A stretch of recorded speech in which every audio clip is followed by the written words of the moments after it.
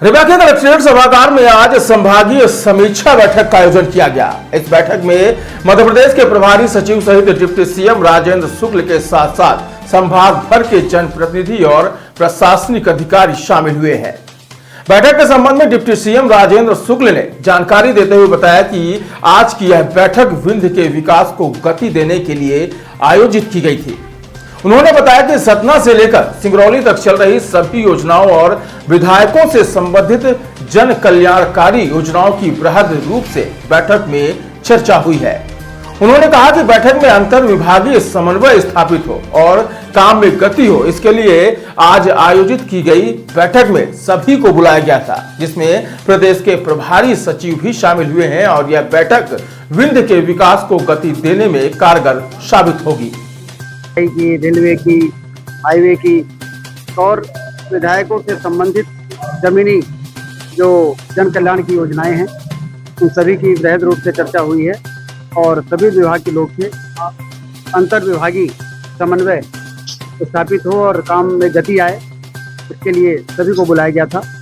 और जो प्रभारी सचिव थे कंसोटिया जी वो भी आए थे केसीएस, और कुल मिला के विंध्य क्षेत्र के विकास को गति देने में आज की बैठक बहुत ही महत्वपूर्ण होगी। सरकार को एक साल पूरा हो रहा है, तो कितना खास रहा ये साल और आने वाले साल में चाहिए? एक वर्ष में मध्य प्रदेश तेजी से हिंदुस्तान के अंदर विकसित राज्यों की श्रेणी में टॉप 3 राज्यों में आ जाए, इसके लिए जमीन तैयार करने का काम बहुत ही तेजी के साथ हुआ है।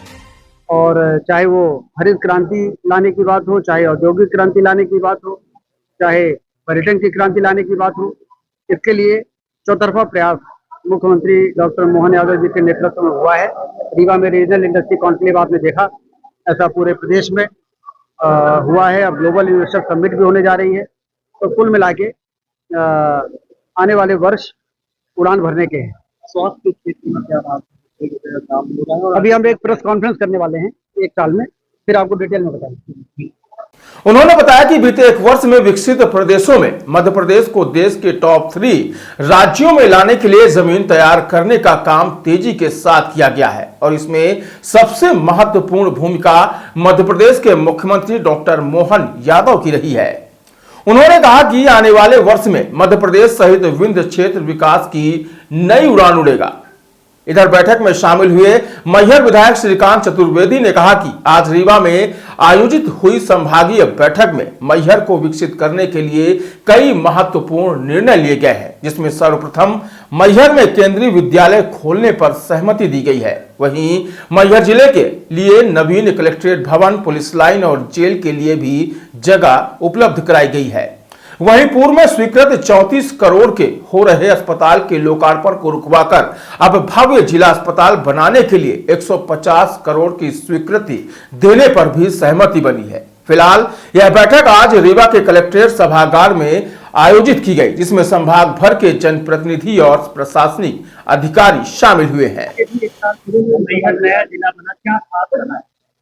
मैहर में तो सबसे पहले केंद्रीय विद्यालय सैंक्शन हो गया, ये खास रहा। केवी के लिए जगह अलॉट हो गई, ये खास रहा। कलेक्ट्रेट के लिए जगह अलॉट हो गई, ये खास रहा। और पुलिस लाइन के लिए जगह अलॉट हो गई, होमगार्ड हेडक्वार्टर के लिए जगह अलॉट हो गई, जेल के लिए जगह अलॉट हो गई। मतलब हमने एक साल में बहुत ही स्पीड से काम किए। और हॉस्पिटल के लिए अभी जैसे मऊगंज और मैहर का नाम आया था भूमि पूजन के लिए, तो 34 करोड़ रुपए में मैहर का भूमि पूजन हो रहा था। इसके लिए मैं डायरेक्ट भोपाल गया और माननीय प्रदेश के उप मुख्यमंत्री और स्वास्थ्य मंत्री जी से निवेदन किया।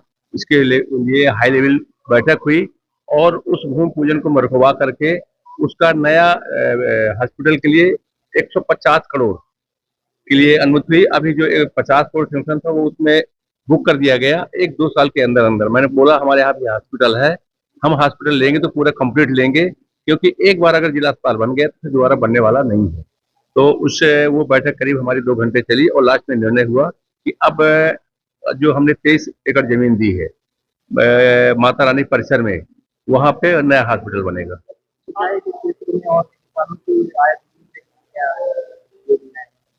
सिंचाई के क्षेत्र में भी हमारी धनवाही लिफ्ट इरिगेशन परियोजना थी, उसके लिए अभी 56 करोड़ रुपया सैंक्शन हुआ है।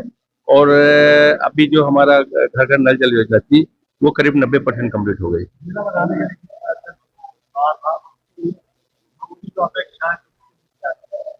देखिए, जो भी अपेक्षा थी, अभी मैहर के लोग जो झुके से आते थे उनको सतना जाना पड़ता था। अब उनकी सारी उपलब्धि हमको मैहर मिल गई। अगर मैहर जिला नहीं बना होता तो पीएमसी कॉलेज नहीं मिलता। और हमारे यहाँ 2 बस चल रही, मध्य प्रदेश में दोनों बार करीब 4 माह से नंबर 1 में आ रही है। तो ये जिला बनने का ही एक परिणाम है।